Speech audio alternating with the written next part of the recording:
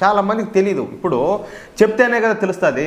ఎవరో ఇటు వార్తలు చూసేవాళ్ళు, ఏదైనా కొంచెం తెలివి ఉండేవాళ్ళు, అంటే ఎట్లా బయట పరిస్థితి ఎట్లున్నది, ఏం జరుగుతుంది అనేది కొంచెం రాజకీయ జ్ఞానం ఉంటుంది కదా, అలాంటి వాళ్ళు చూసి తెలుసుకోవడమో, చదివి తెలుసుకోవడమో, లేకపోతే పక్కన ఉన్న వాళ్ళు చెబితే దాన్ని అర్థం చేసుకోవడమో, ఇది ఒక టైప్ అనమాట.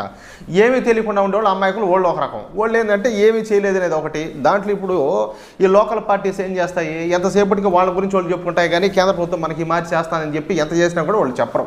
చాలా వరకు జరిగేది అదే. దానివల్ల బీజేపీ పైన, అదేవిధంగా నరేంద్ర మోడీ పైన ఒక వ్యతిరేకత కూడా ఏర్పడింది ప్రజల్లో. వాస్తవం అయితే ఇదే. వీటి ఫలితాలను కూడా గత పార్లమెంట్ ఎన్నికల్లో మనం చూసినాం. దీంతో ఎట్టకేలకు ఈ విషయాన్ని గుర్తించినటువంటి ప్రధాని నరేంద్ర మోడీ గారు కేంద్ర మంత్రి శివరాజ్ సింగ్ చౌహాన్ గారిని ఈ కేంద్ర పథకాలపై మానిటరింగ్ చేయడానికి నియమించారు. అన్ని కేంద్ర పథకాలను అమలు చేసే విధంగా శివరాజ్ సింగ్ చౌహాన్ గారికి అధికారాలు అయితే అప్పగించారు. ఇక శివరాజ్ సింగ్ చౌహాన్